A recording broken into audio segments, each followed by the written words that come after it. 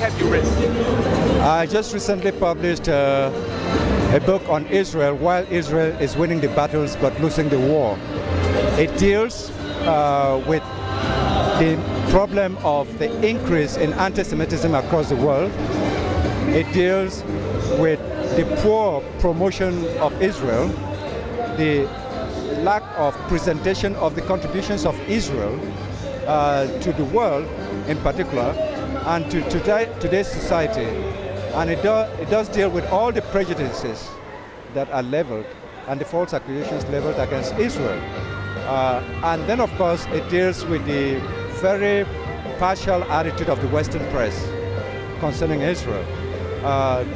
The false information that is spread, especially by CNN and other major Western news outlets, that completely distorts the problems of Israel. And also the fact that, in fact, the Palestinian leaders don't want peace because it's a method for them to enrich themselves. For the past 50 years, the Palestinian crisis has always been a way of enriching the leaders of the Palestinian organizations. It does provide them with money from the European Union, with money from the Arab countries, with money even from Israel, which is used for personal enrichment. If the crisis ended, that source of investment will end. So it shows in many ways the conditions that are actually out of the control of the state of Israel that impede the resolution of the crisis of the Middle East. Would you say that the Palestinian leaders are corrupt? Of course, I mean, everybody knows that. You just need to go to Paris or to London, the most expensive shopping centers. You see the families of the Palestinian leaders. You find, for example, Arafat left $2 billion in wealth for a man who never had a store. You find the very sumptuous buildings, personal homes, and wealth of all the Palestinian leaders. And of course, you just need to look at the amount of money that is funneled into the Palestinian coffers. 500 million from the European Union. The United States even contributes almost $500 million. They receive $1.5 billion from Israel regularly from tax receipts. And Saudi Arabia alone gives them 500 billion. If you add all the monies they receive, including Iran, they get $5 to $6 billion every year. Enough for every Palestinian to be living on the Côte d'Azur. If you just divided money among the Palestinian population, the Palestinians will all be living on the Côte d'Azur. So it is strange the French Riviera, you mean? On the French Riviera.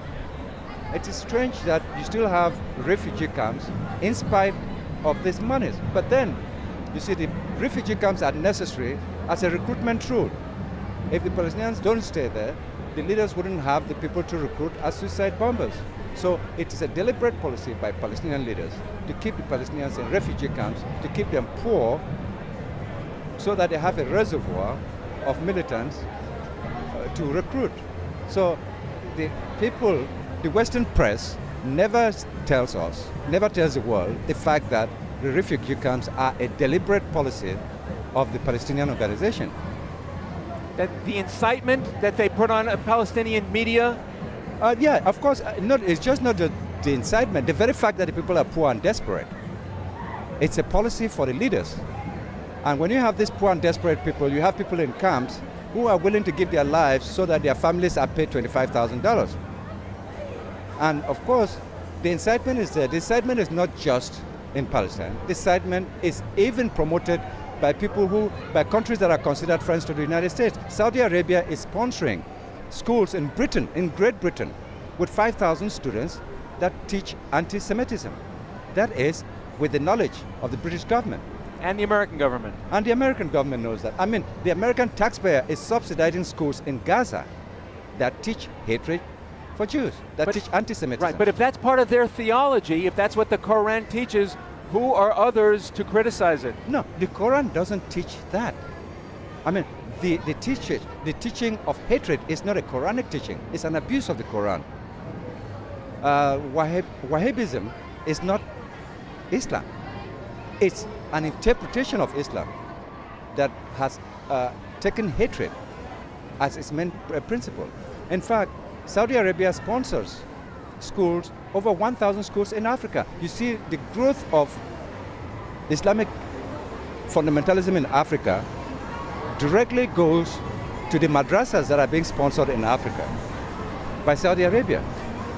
And there are over 1,000 of those schools that were initially teaching hatred of Jews, but now has translated to hating of Christians. And so Nigeria has to contend with 10,000 people being killed in the country every year. Christians. Because it neglected to fight anti-Semitism when it started in the madrasa sponsored by Saudi Arabia. Are you saying that Nigeria's genocide against Christians is as a result of... Pardon?